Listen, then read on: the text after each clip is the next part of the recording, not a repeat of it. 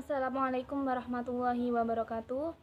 Kami dari kelompok 5 akan mempresentasikan hasil diskusi kami dengan pokok pembahasan konsep dasar tasawuf. Perkenalkan, nama saya Afroyin Indi. Saya akan menjelaskan pengertian tasawuf dan ruang lingkupnya. Tasawuf secara bahasa diambil dari kata suf yang berarti wol kasar. Karena para sufi selalu memakai pakaian tersebut sebagai lambang kesederhanaan. Secara istilah, tasawuf adalah ilmu untuk mempelajari bagaimana membersihkan hati dari hasrat yang buruk. Misalnya, dari sifat riya, sifat dengki, tipu daya, dan lain sebagainya. Ruang lingkup tasawuf meliputi segala upaya pembersihan hati untuk mempermudah melakukan aktivitas vertikal atau komunikasi dengan Allah. Assalamualaikum warahmatullahi wabarakatuh. Pembahasan selanjutnya adalah hubungan tasawuf dengan ilmu lainnya. Yang pertama, hubungan tasawuf dengan ilmu kalam. Pada ilmu kalam ditemukan pembahasan tentang iman dan definisinya, serta kemunafikan dan batasan-batasannya. Sedangkan pada ilmu tasawuf ditemukan pembahasan jalan atau metode praktis untuk merasakan keyakinan dan ketentraman. Pertanyaan-pertanyaan tentang Tuhan dan manusia sulit terjawab jika hanya berdasarkan dengan ilmu kalam. Sedangkan biasanya yang membicarakan penghayatan sampai pada penanaman kejiwaan manusia adalah ilmu tasawuf. Oleh karena itu, ilmu tasawuf merupakan penyempurnaan dari ilmu kalam yang berfungsi sebagai pengendali ilmu tasawuf ketika muncul suatu aliran yang bertentangan dengan akidah. Yang kedua, hubungan tasawuf dengan ilmu filsafat. Hubungan tasawuf dengan ilmu filsafat terletak pada soal pencarian hakikat. Tasawuf adalah mencari jalan nurani, kebersatuan dengan kebenaran mutlak, dan pengetahuan mistik menurut ajaran dan sunnah.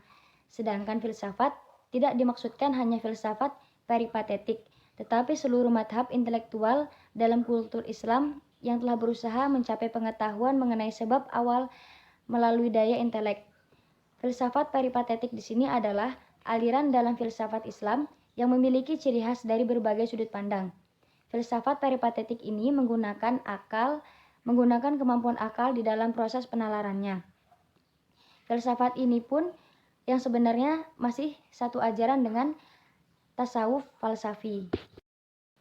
Yang ketiga adalah hubungan tasawuf dengan ilmu fikih. Hubungan tasawuf dengan ilmu fikih merupakan dua disiplin ilmu yang bersumber langsung dari ajaran agama Islam, dan kedua ilmu tersebut telah dilaksanakan dan dipraktekkan oleh Rasulullah SAW dan para sahabat. Antara tasawuf dan fikih merupakan suatu yang saling berkaitan, karena bila seseorang bertasawuf tanpa fikih, ia akan menjadi seorang yang zindik. Dan barang siapa yang menjalankan syariat tanpa tasawuf, maka ia akan menjadi orang yang fasik. Zindik menurut ilmu fikih atau hukum Islam di sini adalah seseorang yang tidak berpegang teguh terhadap ajaran agama Islam. Imam Malik pernah berkata, barang siapa yang menjalani tasawuf sebelum mengerti fikih atau syariat dengan benar, ia akan menjadi orang yang zindik. Dan barang siapa yang menjalankan syariat tanpa disertai tasawuf, maka ia akan menjadi orang yang fasik. Yang selanjutnya adalah manfaat mempelajari ilmu tasawuf. Faedah mempelajari ilmu tasawuf secara umum adalah membersihkan hati agar sampai kepada ma'rifat Allah Subhanahu wa taala. Selain itu, manfaat tasawuf adalah yang pertama, dalam bidang kecerdasan emosional. Mengamalkan tasawuf dengan baik dan benar dapat mengendalikan atau mengelola emosional kita dengan baik pula. Yang kedua, dalam bidang kecerdasan spiritual. Untuk mengingatkan manusia tentang kematian agar kita selalu beribadah dan menjauhi larangan Allah Subhanahu wa taala. Yang ketiga, dalam bidang agama.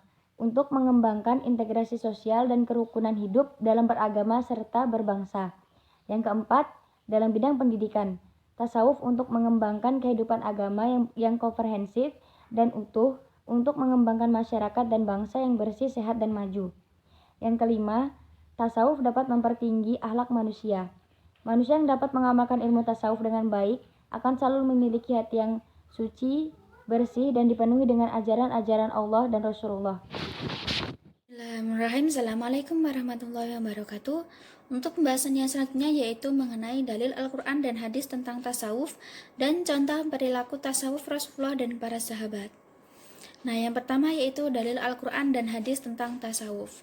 Tasawuf ini merupakan salah satu dan bagian dari perkembangan ajaran Islam dari para sufi, yang mana tasawuf sendiri dianggap berasal dari beberapa pengaruh ajaran agama dan filsafat lainnya, yang akhirnya diadopsi ke dalam konsep Islam. Begitu. Untuk yang selanjutnya yaitu dalil tasawuf. Dalam hal ini tasawuf termasuk dalam surat Al-A'la ayat 14-15 yang berarti atau artinya sesungguhnya beruntunglah orang yang bersihkan diri dengan beriman dan dia ingat nama Tuhannya lalu dia sembahyang. Sedang perilaku manusia entah yang baik ataupun yang buruk itu pada kedamaian dan ketentraman yang sejati dan menyejukkan hati sama ataupun lingkungannya. Sedangkan hati yang kerap dengki dan iri akan menjadi hati yang kotor sehingga membawa pada kehancuran. Dan kehancuran dan keresahan inilah yang akan berdampak pada keburukan manusia dan lingkungan. Dan sementara hati yang bening, bersih akan senantiasa terwujud pada diri manusia itu sendiri ketika memperbaiki hubungannya dengan Sang Ilahi ataupun Allah Subhanahu wa taala. Untuk yang selanjutnya yaitu dalil tasawuf dalam Al-Qur'an. Mungkin ada beberapa sufi menyadarkan dasar-dasar pemahaman mereka melalui ayat-ayat Al-Qur'an. Nah, ini ada empat tasawuf dalam Al-Quran, yaitu yang pertama di dalam Quran surat Al-Baqarah ayat 115, yang kedua di Quran surat Al-Baqarah ayat 186, yang ketiga di dalam Quran surat Qaf ayat 16,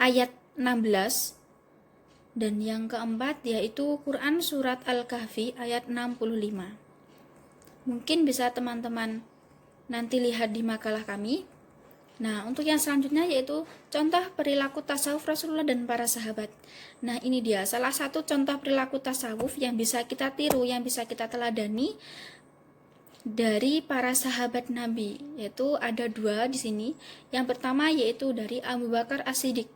Mungkin teman-teman udah tahu kan kisah Nabi Abu Bakar As-Siddiq. Nah, beliau itu adalah sahabat Nabi yang kaya. Selain menjadi pribadi yang sangat sederhana, beliau itu juga bisa kita ambil dari sifatnya yang baik, yang penyayang, pemurah. Nah, di sini ada empat tasawuf yang dilakukan oleh Abu Bakar yang bisa kita tiru, yaitu yang pertama yaitu saat menghadapi perang Tabuk. Nah, yang kedua yaitu saat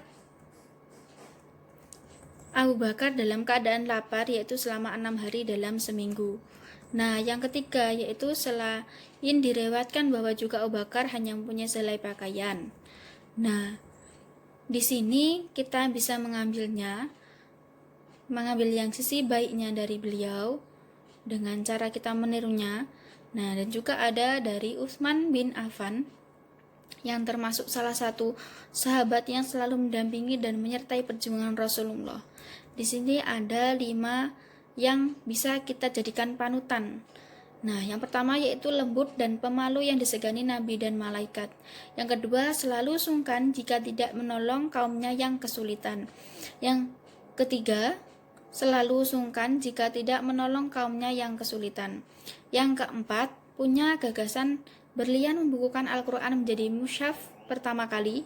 Dan yang terakhir yaitu sabar dan berserah diri pada Allah saat fitnah besar menimpanya di ujung hayatnya. Jadi untuk kesimpulannya yaitu tasawuf adalah perilaku dalam menyucikan diri, menjernihkan akhlak dan membangun kebahagiaan kekal ataupun abadi pada diri kita sendiri.